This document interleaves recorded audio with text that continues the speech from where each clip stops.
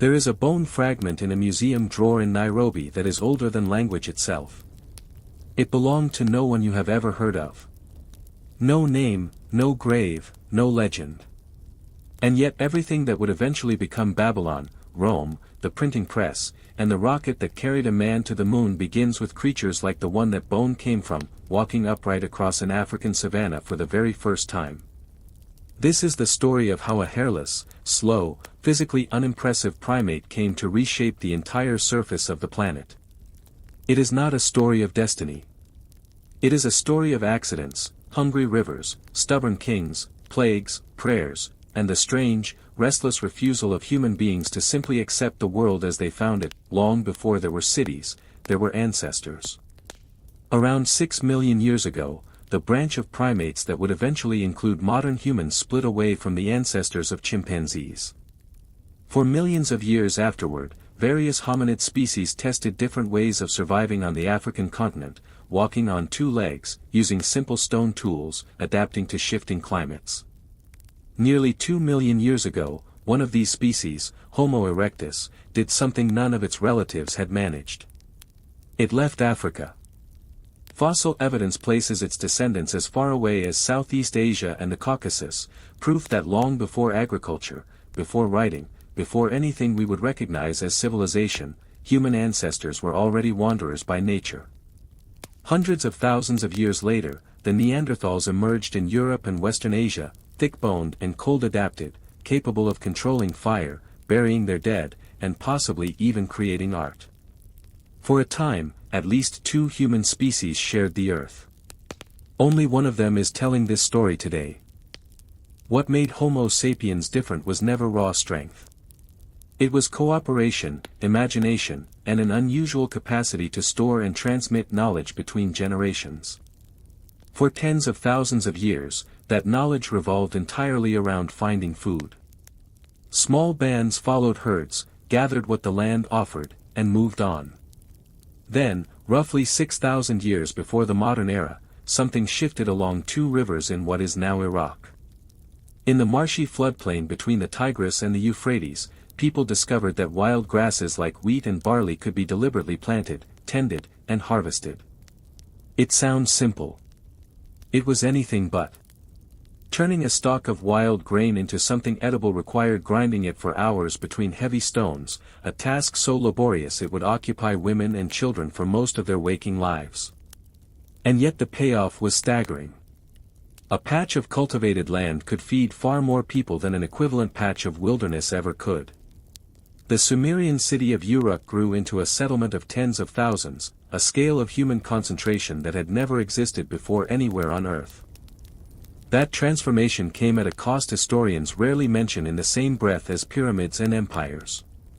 Skeletal evidence from the earliest farming communities shows a measurable decline in human height and bone density compared to the hunter-gatherers who came before.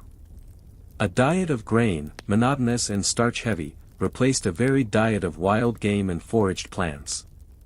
Farmers also caught diseases their nomadic ancestors rarely encountered, illnesses that spread easily once humans began living in dense, permanent settlements alongside domesticated animals.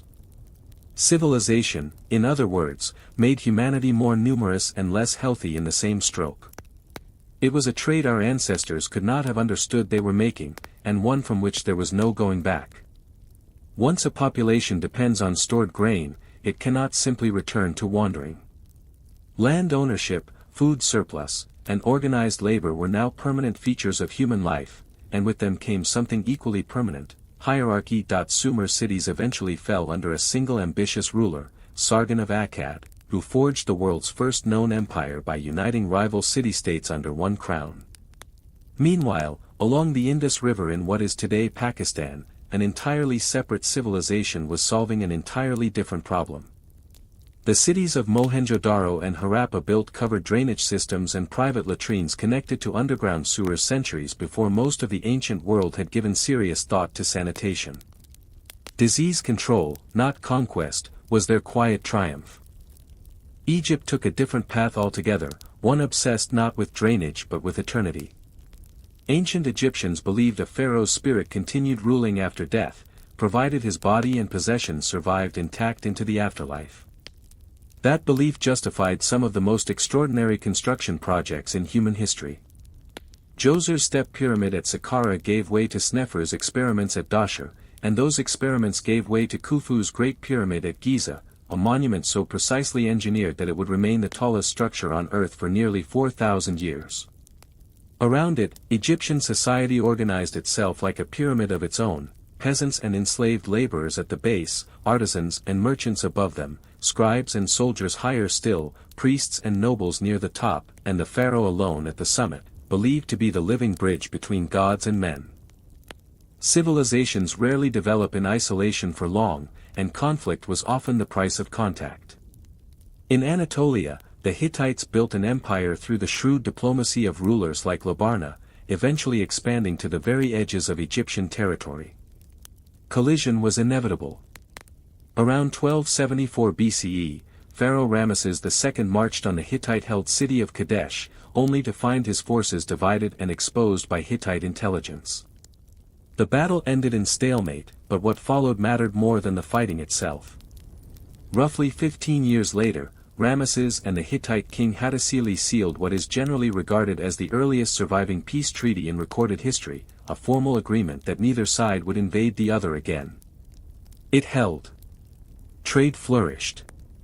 Hittite metalworkers shared their techniques with Egyptian craftsmen, and Egyptian agricultural knowledge flowed the other way. It was proof, thousands of years before anyone coined the phrase, that peace could be more profitable than war, at least until the Hittite state collapsed around 1200 BCE under pressure from mysterious raiders remembered only as the Sea Peoples. Far across the ocean, in the humid lowlands of what is now Mexico, the Olmec civilization was quietly laying the cultural foundation for every Mesoamerican society that followed, from the Maya to the Aztec. The Olmec left behind no readable written language and no king's name we can pronounce with confidence, only 17 colossal stone heads carved from volcanic basalt, each face individual, deliberate, and unmistakably human. We do not know who they honored. We only know someone thought it mattered enough to move multi-ton boulders across miles of jungle to make sure a face was remembered. In China, a very different kind of legitimacy was taking shape. Legend credits Yu the Great with taming the catastrophic floods of the Yellow River through more than a decade of engineering work, an achievement that supposedly earned him the throne and founded the Xia dynasty. Whether or not the tale is literally true, it encoded an idea that would define Chinese political philosophy for the next 3,000 years, that the right to rule had to be earned through competence and virtue, not merely inherited by blood.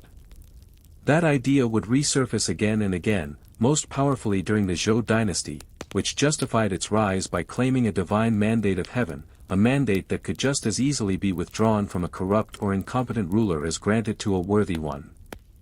Order needed rules, and rules needed to be written down.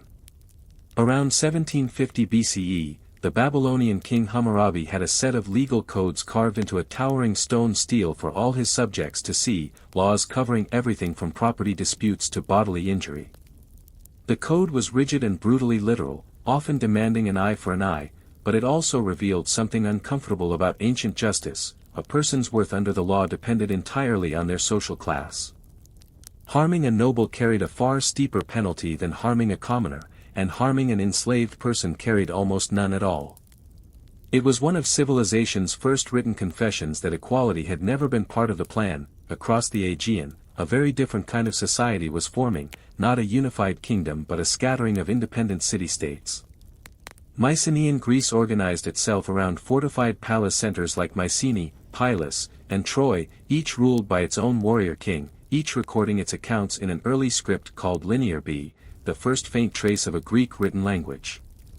That fragmentation, cities that shared a culture but never a crown, would become one of the defining features of Greek civilization for the next 1,000 years. By the 8th century BCE, mainland Greece faced a hard truth: its rocky soil could not feed its growing population. So the Greeks did something remarkably pragmatic. They colonized. Cities like Miletus planted dozens of daughter settlements around the Mediterranean and Black Sea coastlines, stretching from the south of France to the shores of the Crimea, exporting Greek language, religion, and architecture wherever they landed. One of the countless new settlements taking shape in this era sat on 7 hills beside the Tiber River in Italy, a town its founders would eventually call Rome. While Greek colonies multiplied, a new power was rising in Persia. Cyrus, born into a subject people under the Median Empire, overthrew his own grandfather's kingdom around 550 BCE and then kept conquering, absorbing Babylon, Lydia, and the Indus Valley into what became history's largest empire up to that point. His successors inherited both his ambition and his appetite for expansion, and eventually that appetite turned toward Greece itself. Greece by then had crystallized into two dominant and radically different city-states. Sparta built an entire society around military discipline, training boys from childhood to endure hardship and violence, while a rigidly stratified population of enslaved helots worked the land to support the warrior class above them. Athens experimented with something almost unthinkable elsewhere in the ancient world, a government in which ordinary male citizens, selected partly by lottery through an ingenious device called the Clariterion, held direct political power. It was chaotic, loud, and often inefficient, and it drew sharp criticism from Athenian thinkers themselves. The philosopher Plato compared democracy to letting an untrained sailor steer a ship, and argued that only a disciplined philosopher, someone who had devoted a lifetime to wisdom, was fit to rule. History has since noted, somewhat dryly, that nearly every tyrant in existence has believed himself to be exactly that philosopher. When the Persian king Darius sent an invasion force against Greece in 490 BCE, it was outnumbered Athenian hoplites who broke the Persian lines at the plain of Marathon, a victory legend later attached to a runner's desperate sprint back to Athens. A decade later, Darius's son Xerxes returned with a far larger army. A small Spartan-led force under King Leonidas bought critical time at the narrow pass of Thermopylae before being overwhelmed, and Athens itself was burned. But the war turned at sea, at the Battle of Salamis, where the Athenian general Themistocles lured the Persian fleet into cramped straits where its numerical advantage meant nothing. A final Greek victory at Plataea in 479 BCE ended the Persian threat for good and opened a golden age for Athens, an age of the Parthenon rising above the Acropolis, of tragic and comic theater performed in honor of the god Dionysus, of playwrights like Sophocles and Aristophanes shaping storytelling techniques that theater still uses today. That golden age consumed itself in the Peloponnesian War, a grinding conflict between Athens and Sparta that stretched on for decades and ended with Athens humiliated and both city-states permanently weakened. Into that power vacuum, in 356 BCE, a boy was born in Macedon who would be tutored personally by Aristotle, the philosopher who essentially invented the scientific method and laid the groundwork for Western logic and biology.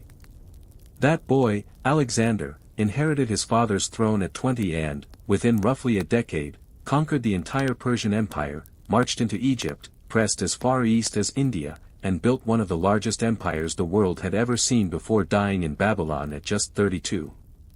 His empire did not survive his death. His generals carved it into rival dynasties, the Ptolemies in Egypt, who built the legendary Library of Alexandria, the Seleucids in the east, and the Antigonids back in Greece, each claiming a fragment of Alexander's vision while none could reclaim its wholeness. Rome, meanwhile, had spent centuries quietly expanding across the Italian peninsula, until it collided with the great trading power of Carthage over control of Sicily. 3 brutal Punic Wars followed, the second defined by the Carthaginian general Hannibal's audacious march over the Alps with a column that reportedly included war elephants. Rome eventually crushed Carthage entirely, salting the earth of its rival both literally and politically, and emerged as the unrivaled power of the Western Mediterranean. In China, the ambitious Qin state was achieving something similar on the other side of the world. After the long, bloody warring states period, Qin Shi Huang unified China by force in 221 BCE, imposing the harsh legalist philosophy of clear laws and severe punishments across a fractured land, standardizing writing, currency, and even the width of cart axles. His dynasty barely outlived him. The Han dynasty that followed took a gentler philosophical approach, governing through Confucian ideals of virtue and hierarchy rather than raw coercion, and it was under the Han that Chinese silk began traveling west along trade networks that would eventually be called the Silk Road, linking China, Persia, and Rome into a single, if indirect, economic web. Rome's republic could not survive its own success. A gifted general named Julius Caesar, having conquered Gaul in a campaign marked by the brutal siege of Alesia, defied the Senate by marching his army across the Rubicon River into Italy, a symbolic point of no return that triggered civil war. Caesar I, ruled briefly as dictator, reformed the calendar into a system still recognizable today, and was assassinated by former allies who feared he had become a king in all but name. Out of the chaos that followed rose his adopted heir, Octavian, who defeated his rivals and was proclaimed Augustus, Rome's first emperor, in 27 BCE. It was during Augustus's long, stabilizing reign that a child was born in the Roman-administered town of Bethlehem to a couple who had traveled there from Nazareth to comply with an imperial census. That child, Jesus of Nazareth, would be executed decades later under Roman authority in Judea, a routine act of provincial justice that nonetheless became the founding event of the world's largest religion. His followers, and later missionaries like Paul, carried the new faith across the Roman world, a faith that clashed sharply with Rome's polytheistic traditions and was periodically blamed for the empire's misfortunes, including the devastating fire that swept through Rome under Emperor Nero in 64 CE. Roman power in the region did not go unchallenged. A Jewish revolt against Roman rule ended catastrophically in 70 CE with the destruction of Jerusalem's temple, and a second uprising decades later under Hadrian left much of Judea devastated. Rome's empire eventually grew too vast for a single ruler to manage effectively, prompting Emperor Diocletian to divide authority among 4 co-rulers, a system that soon collapsed into rivalry. Out of that rivalry rose Constantine, who, according to tradition, saw a vision before a decisive battle at the Milvian Bridge in 312 CE and afterward extended official tolerance to Christianity throughout the empire.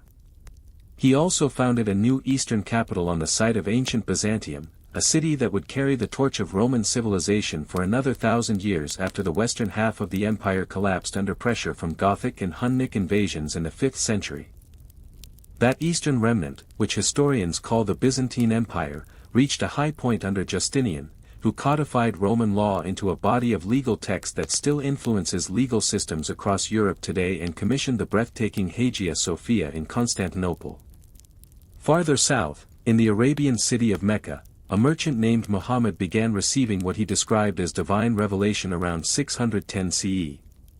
Facing hostility from Meccan authorities, he and his followers relocated to Medina, and within roughly 2 decades of his death, armies carrying the new faith of Islam had toppled the Sasanian Persian Empire entirely and stripped the Byzantines of Egypt, North Africa, and the Levant. Islamic forces pushed into Spain and, briefly, southern France, before being turned back by the Frankish leader Charles Martel near Tours in 732 CE, a battle often cited as the high-water mark of Islamic expansion into Western Europe. While European kingdoms fractured into feudal patchworks, the Islamic world entered a scientific and intellectual golden age centered in Baghdad's House of Wisdom, where scholars preserved classical Greek texts, advanced algebra, and pioneered medicine, while in China the Tang dynasty allowed Buddhism, Taoism, and Confucianism to coexist and flourish side by side, producing some of the finest poetry in Chinese history. In Western Europe, the Frankish king Charlemagne briefly reunified much of the old Roman West and was crowned Holy Roman Emperor by the Pope on Christmas Day in the year 800, though the empire he built splintered among his heirs within a generation. Into this fractured landscape came the Vikings, seafaring raiders from Scandinavia whose 793 CE attack on the monastery of Lindisfarne shocked Christian Europe and opened 2 centuries of raiding, trading, and, eventually, settlement, from Normandy to Russia, where a Viking chieftain named Rurik is credited with founding the dynasty that would eventually become the Russian state.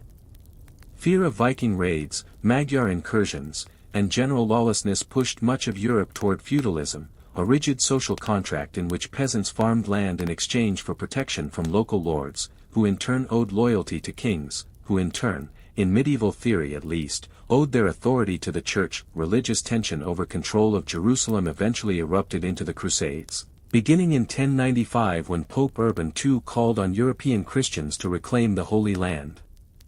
The First Crusade succeeded in capturing Jerusalem in 1099, but subsequent expeditions met with mixed and often disastrous results, and the city changed hands more than once, most famously reconquered by the Muslim general Saladin in 1187. Further east, an entirely different force was reshaping the world. Genghis Khan, born into a fractured and dangerous Mongolian steppe, united the nomadic tribes by 1206 and launched a series of conquests so vast that his empire eventually stretched from the Pacific coast of Asia to the edges of Eastern Europe, leaving, by some genetic estimates, millions of living descendants today. In England, meanwhile, resentful barons forced King John to accept the Magna Carta in 1215, a document that limited royal power and planted an early seed of the idea that even a king was bound by law. In West Africa, the fabulously wealthy ruler Mansa Musa turned the city of Timbuktu into a center of Islamic scholarship after his legendary pilgrimage to Mecca reportedly destabilized gold markets across the region simply through his generosity along the way. And in the Valley of Mexico, the Aztecs founded their capital of Tenochtitlan on a marshy lake island, building an engineering marvel of canals, causeways, and floating farms that would astonish the Spanish conquistadors who arrived 2 centuries later. The 14th century brought catastrophe on a scale the medieval world had never seen. The bubonic plague, carried along trade routes by fleas on shipboard rats, swept from Asia into Europe and killed an estimated 1/3 to 1/2 of the continent's population within a few devastating years. Paradoxically, the sudden shortage of laborers gave surviving peasants leverage they had never possessed before, accelerating the slow erosion of the feudal system. China endured its own upheaval around the same time, as the Mongol-led Yuan dynasty collapsed under rebellion, giving rise to the Ming dynasty under a former peasant, Zhu Yuanzhang. Europe's fractured medieval kingdoms fought their own long wars, none longer than the 100 Years' War between England and France, a conflict interrupted by the extraordinary rise of a teenage peasant girl named Joan of Arc, who claimed divine guidance, rallied French forces to lift the siege of Orleans in 1429, and was burned at the stake as a heretic just 2 years later, only to be reversed on trial and later canonized centuries after her death. In 1453, Ottoman forces under Sultan Mehmed II finally breached Constantinople's ancient walls, ending the Byzantine Empire and, with it, the last direct political thread connecting the modern world to ancient Rome. That same general era saw European sailors begin pushing outward across oceans they had never crossed, driven by trade ambitions and religious rivalry. Christopher Columbus's 1492 voyage, intended to find a western route to Asia, instead brought European contact to the Americas, initiating a wave of conquest that would see empires like the Aztec and Inca dismantled within decades, less by superior weaponry than by the catastrophic spread of European diseases against which indigenous populations had no immunity. Around the same period, Europe experienced an extraordinary flowering of art and thought later called the Renaissance, producing masterworks like Leonardo da Vinci's Mona Lisa and Michelangelo's David and Sistine Chapel ceiling, alongside political theorists like Machiavelli, whose blunt observations about power and fear in The Prince still shape political thinking today. Religious unity in Western Europe shattered in 1517, when a German monk named Martin Luther publicly challenged the Catholic Church's sale of indulgences, igniting the Protestant Reformation and, within decades, a wave of religious wars that would culminate in the devastating 30 Years' War. A conflict so destructive across Central Europe that some regions did not recover their pre-war populations for generations. England charted its own religious break when King Henry VIII, denied an annulment by the Pope, established the Church of England with himself at its head. By the late 18th century, Enlightenment ideas about natural rights and self-governance had crossed the Atlantic and taken root in Britain's American colonies, culminating in the Declaration of Independence in 1776 and, after a grueling war capped by the decisive siege of Yorktown in 1781, the birth of the United States. Revolutionary fervor soon crossed back to Europe. In 1789, French citizens, burdened by debt, inequality, and a disconnected monarchy, stormed the Bastille prison and set in motion the French Revolution, a movement that toppled the monarchy but soon devoured its own leaders during the Reign of Terror before giving way to the rise of Napoleon Bonaparte, whose military campaigns reshaped the map of Europe until his final defeat at Waterloo in 1815. Revolutionary energy spread further still, as figures like Simón Bolívar led a string of Latin American colonies to independence from Spanish rule in the early 19th century.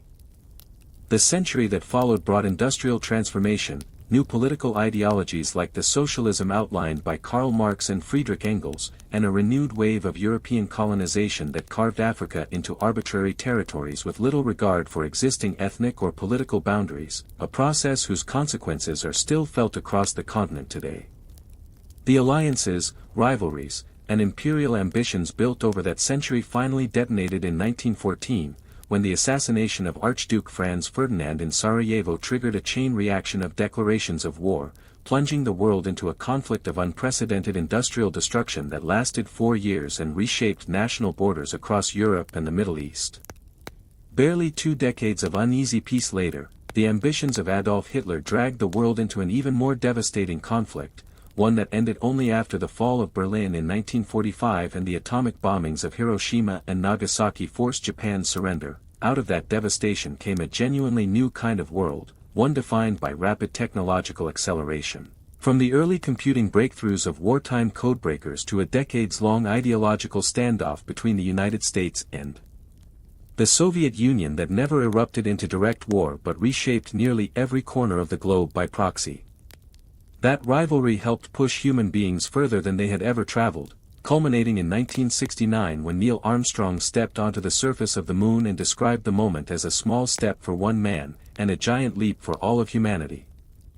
And still, for all of that distance traveled, from grinding grain by hand on the banks of the Euphrates to walking on another world, the oldest story humanity ever told may still be the truest one. In the ancient Mesopotamian epic of Gilgamesh, a king who has conquered cities and lost his closest friend sets out on a desperate quest to escape death itself, only to learn, in the end, that immortality was never something the gods intended to give away.